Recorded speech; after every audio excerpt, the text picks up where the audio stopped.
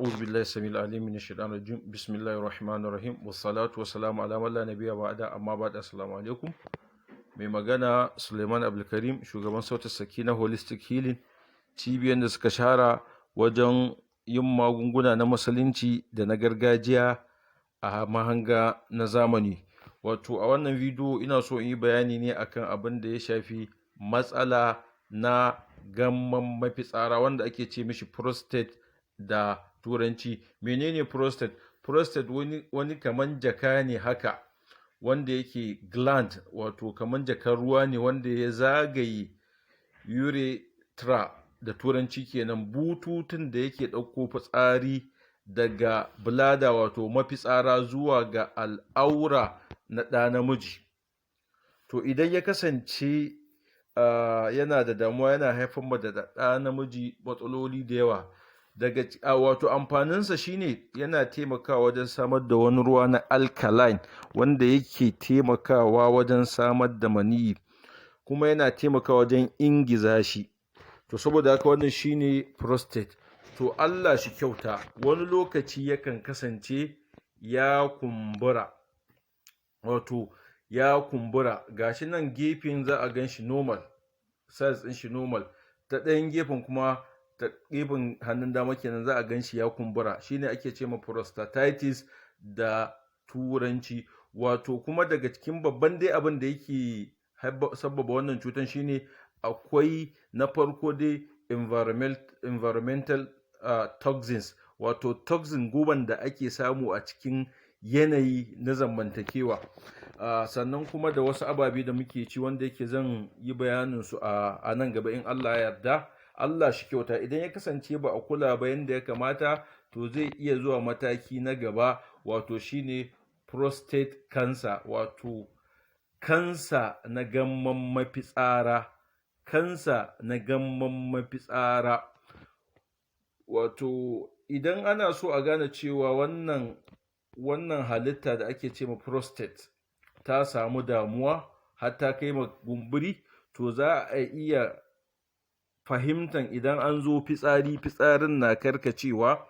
ko kuma ya ringa rabewa biyu, ko kuma a ringa yin fitsari wani lokaci a ji shi da zafi, wani lokaci kuma ya kasance ana so a yi fitsarin amma fitsarin ya fito kaɗan, ko da ƙyar za a yi shi, ko kuma da daddare mutum ya ringa burin ya ringa zuwa yana fitsari, tare da cewa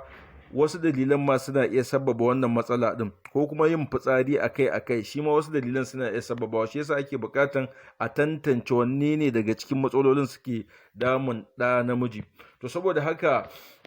wannan kenan. Sannan kuma idan mutum ya tara da iyalinsa, idan ya yi inzali zai ji zafi, alama ne na matsala na prostate. Ko kuma idan ya yi fitsari, sai fitsarin ya kasance idan ya gama ya tashi, ko ya sa wando ko yana gab da sa wando, sai ji kamar wani zai zubo, to duk alama ne da yake nuna cewa akwai matsala na prostatitis na gamman mafitsara, wanda yake kamar da ne bayani a baya in ba a ɗauki matakin da ya dace ba zai iya zama matsala na kansa. To idan ya kasance mutum ya tsinci kanshi a kan yanayin da ba zai iya fitsari ba, to galibi in aka je dai asibiti akan sa mutum wannan bututu ne da zai ringa fito da fitsarin da ake ce mata catheter. Gashi nan misali za a sa mutum sai ya ringa fitsari. To alhamdulillah ba sai an sa wannan catheter din ba, akwai yanda za a yi idan aka sami wannan matsala din. Ya ko za a yi shine sai a samu man na'ana'a, a samu na ƙasan waje wanda aka zo da shi daga ƙasan waje da kamfanin kamar Alhawaj, sai a sha kamar misali babban cokali haka, ko kuma ƙaramin cokali. Bayan wani lokaci shi ma kamar awa ɗaya sai a ƙara sha, in Allah da za a samu a yi fitsari ɗin ba tare da sai an mutum aiki ba. To daga cikin ababen da suke ƙara haifar ma da wannan halitta matsala, wato prostate, har ta kumbura, ko in ta samu kumburin, ababen da ya kamata a ce an kiyaye daga ciki shine yawancin nama, musamman jan nama. Jan nama daman bai kamata ba, musamman ga wanda shekaru ya kama shi,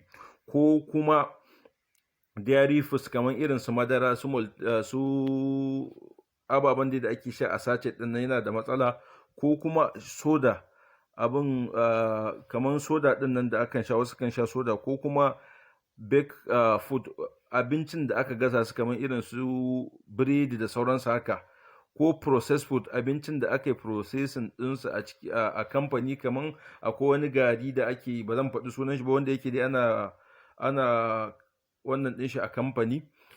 ko kuma kazan da ba na gida ba, wato wanda ake sa mata ake ba ta abinci shaf kazan da muka fi ce ma lakabi da na turawa, to su ma duk in ana yawan cin su akwai damuwa, daman suna haifar da matsala tunda ba girma bane wanda yake na ɗabi'a. Ko caffeine, abin da yake ɗauke da caffeine, misali akwai tea, akwai wani nau'i na tea wanda yake shi ma ba zan faɗa ba anan, shi ma yana haifar da, akwai caffeine a ciki, akwai caffeine a cikin chocolate, akwai energy drinks, duk energy drinks din nan da ake sha to lalle akwai caffeine a ciki, akwai a cikin goro, akwai a cikin spicy food, abincin da suke iya kama baki din nan, sannan kuma Allah shi kyauta, akwai a cikin goro da green tea da kuma cingam. Sannan giya, dama mu musulmi bai kamata mu sha giya ba, yana haifar da matsala ga, wato matsala gammon mafitsara, ko kuma saturated fat